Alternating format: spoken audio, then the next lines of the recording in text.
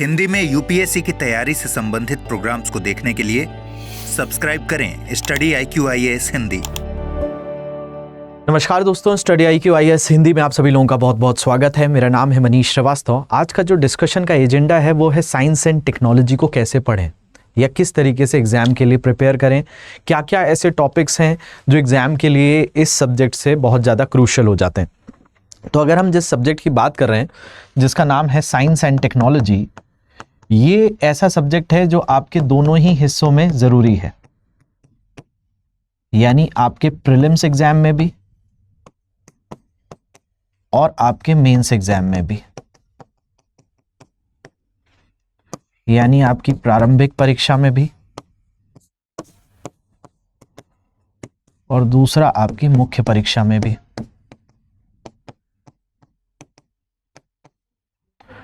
तो अगर हम इस सब्जेक्ट की बात करें कि ये जो दोनों ही एग्जाम में हमारे लिए बड़ा क्रूशियल है, चाहे वो प्रारंभिक परीक्षा है या मुख्य परीक्षा है, तो इसको किस तरीके से टारगेट करें, कौन कौन से ऐसे टॉपिक्स हैं जो इस सब्जेक्ट से बेहतर तौर पे पढ़ें ताकि हमारे प्रीलिम्स और मेंस दोनों में हमें बेनिफिट मिल पाए। तो ऑन एन एवरेज जब पीटी का एग्जाम होता है, प्रारंभिक परीक्षा होती है, तो इस पर्टिकुलर सेगमेंट से जो क्वेश्चंस यहाँ पर देखने मिलते हैं,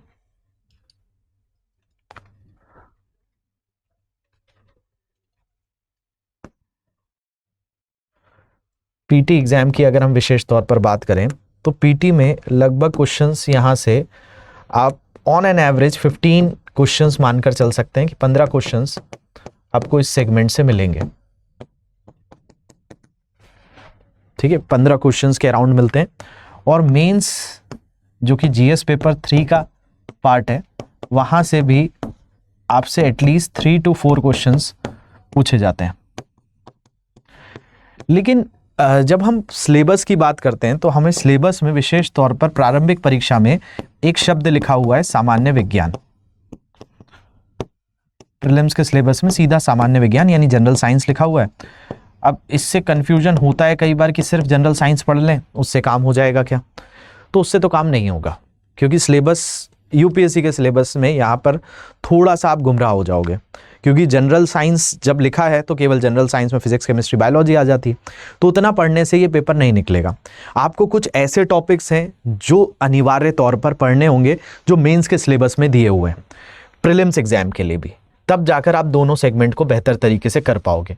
तो मेंस के सिलेबस में जो टॉपिक्स दिए हुए हैं उनको किस क्रम में पढ़ो आप, तो मैं आप लोगों को आज एक लिस्ट दे रहा हूँ। इसको आप अगर तैयारी कर रहे हो तो इसको अच्छे से करो। ठीक है, अंतरिक्ष प्रौद्योगिकी पढ़ो आप इसमें सबसे पहले। दूसरा टॉपिक जो है इसी में आप रक्षा प्रौद्योगिकी को देखो, डिफेंस टेक्नोलॉजी। तीसरा टॉपिक इसमें जो प्रमुख है वो है जैव प्रौद्योगिकी।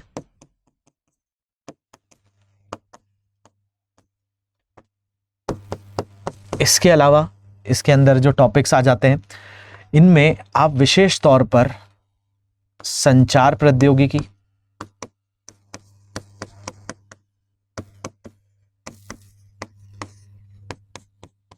संचार प्रौद्योगिकी के अलावा सूचना प्रौद्योगिकी,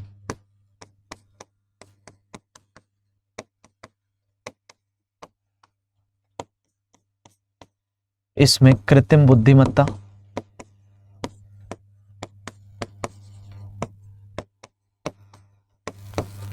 रोबोटिक्स,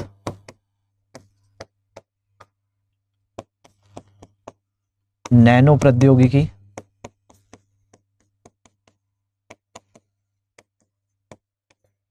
क्वांटम प्रौद्योगिकी,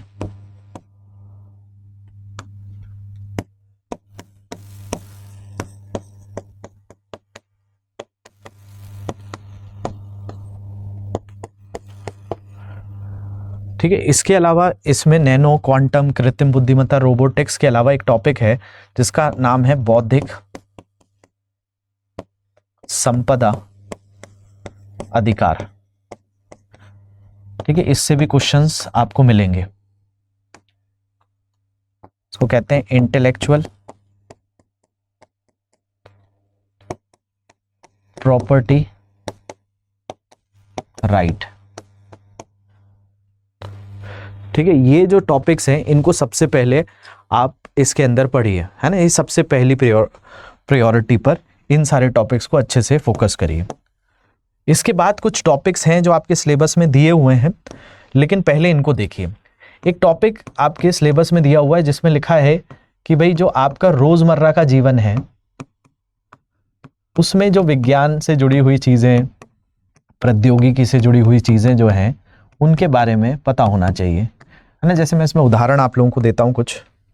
जैसे आप लोगों ने गाड़ियों पर फास्टैग देखा है, ठीक है, सीसीटीवी कैमरास देखे हैं, ठीक है। इसके अलावा जैसे आप OMR शीट्स देखते हो, QR कोड्स देखते हो, तो ऐसे ये बहुत सारी ऐसी चीज़ें हैं जो रोज़मर्रा के जीवन में आप प्रौद्योगिकी का कहीं ना कहीं इस्तेमाल कर रहे हो। वो या तो आपको उनके बारे में नॉलेज नहीं है, मतलब उससे डेप्थ में नहीं पता है कि ये किस प्रौद्योगिकी पर आधारित है, लेकिन आप उनका प्रयोग तो कर ही रहे हो।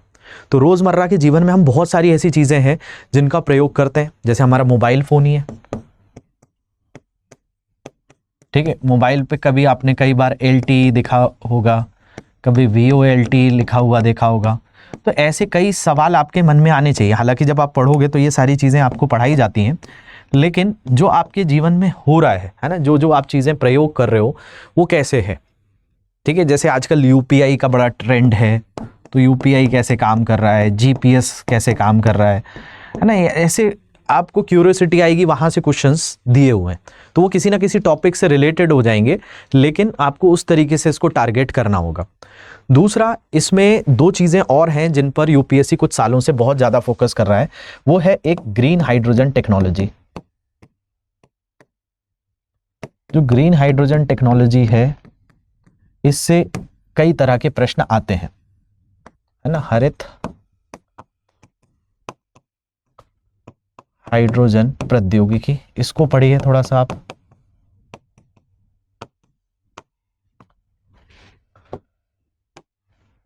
ठीक है, ये टॉपिक बड़ा इंपॉर्टेंटली आपको पढ़ना चाहिए, ठीक है। इसके अलावा कुछ और लिस्ट में आपको दे रहा हूं जिनसे UPSC के सिलेबस में इन चीज़ों को दिया गया है। जैसे इंडिजीनियस टेक्नोलॉजी,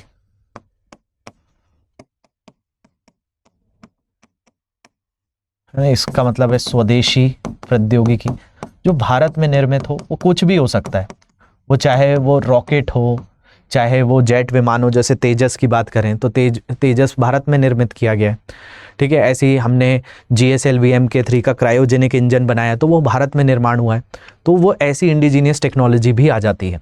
इसके अलावा नाभिकीय प्रौद्योगिकी, है ना। ये कुछ ऐसी चीज़ें हैं जो सिलेबस के अंदर सीधे तौर पर नहीं दी हुई हैं, लेकिन डिकोड करेंगे तब जाकर आपको मिलेगी। जैसे ग्रीन हाइड्रोजन टेक्नोलॉजी पे लगातार आपको क्वेश्चंस मिल रहे हैं, लेकिन दिया नहीं है ऐसा। तो वो ऐसी है कि इनोवेटिव टेक्नोलॉजी है, यानी न्यूक्लियर टेक्नोलॉजी की बात कर रहे हैं हम यहाँ पर, ठीक है। इसके अलावा भारतीयों के द्वारा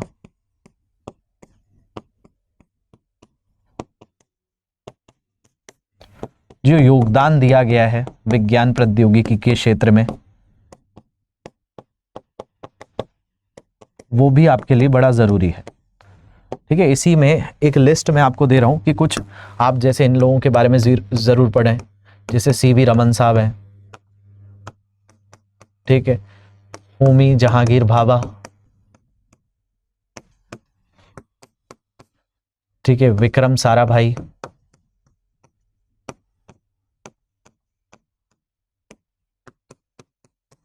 JC Bose,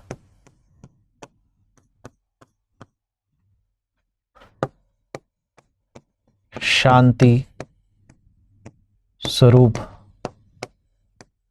Bhatnagar, Satish Dhawan,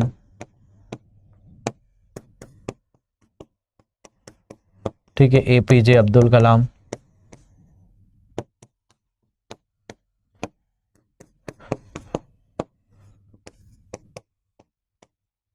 Raja Ramanna,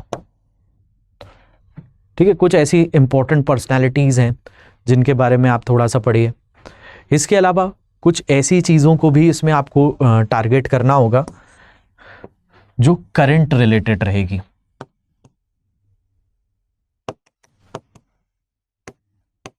current affairs भी इसके आपको अच्छे से टारगेट करने हैं। और करंट अफेयर्स में इसमें केवल ऐसा मत सोचिएगा कि इसमें आपको सिर्फ राष्ट्रीय स्तर पर ध्यान देना है, ठीक है। राष्ट्रीय स्तर की तो चीज़ों को देखना ही है, राष्ट्रीय स्तर पर जो जो चीज़ें घटनाक्रम हो रहे हैं उनको आपको टारगेट करना ही है, लेकिन साथ साथ आपको अंतर्राष्ट्रीय स्तर को भी देखना होगा, ठीक है। और इस अंतर्राष्ट्रीय स्तर में विशेष तौर पर आप देखेंगे तो कई ऐसे अपडेट्स हैं जिनमें यूएसए कहा जाता है, स्पेस एक्स इसमें सबसे ज़्यादा हाईलाइटेड एक कंपनी है, ठीक है। नासा से अगर कोई अपडेट आ रहा है, ठीक है। चाइना की बात करें, जापान इसमें काफ़ी सारे इनोवेशंस कर रहा है, ठीक है। इसमें इज़राइल एक ऐसा देश है जहाँ से बहुत सारे अपडेट्स मिलते रहते हैं, फ्रांस जो है वो रक्षा के क्षेत्रों में, तो यहाँ की भी आपको चीज़ें अपडेट होनी पड़ेंगी अंतर्राष्ट्रीय स्तर पर, ये कई बार चर्चाओं में रहता है, ठीक है। और राष्ट्रीय स्तर पर जैसे इसरो है, डीआरडीओ है, ठीक है, ये कुछ ऐसे संस्था हैं जो विशेष तौर पर आप पढ़ते हो, लेकिन इनसे कई तरह के अपडेट्स आते रहते हैं। तो इसके लिए एक चीज़ आप ज़रूर फॉलो करो, मिनिस्ट्री ऑफ या department of science and technology की जो साइट है, इसको आप टाइम टू टाइम विजिट करते रहो, है ना। इस पर कई तरह के अपडेट्स आते रहते हैं, उनको वहाँ से जो हमारा विज्ञान प्रौद्योगिकी मंत्रालय है, इसकी वेबसाइट को देखते रहा करो कि क्या क्या विज्ञान प्रौद्योगिकी मंत्रालय कर रहा है, ठीक है। तो इसकी कई नोडल एजेंसीज हैं जो कई चीज़ों में संलग्न रहती हैं और उसके अनुरूप कई तरह के भारत के अंदर ये कार्य होते रहते हैं। तो आपको इन पर भी नज़र रखना होगा, और साथ साथ जो इंडिया के अंदर अलग अलग सेगमेंट से जो खबरें आ रही हैं, जैसे हमारे लिए अभी जैसे 6G के लिए काम चल रहा है कि 2030 में हम 6G को लॉन्च करेंगे, है ना, और उसको इंडिया रिसर्च लेवल पे कार्य कर रहा है। तो बहुत सारे R&Ds जो हैं वो लगातार चलते रहते हैं, तो अनुसंधान एवं विकास जो है हमारे यहाँ, उस पर भी आप फोकस करिए,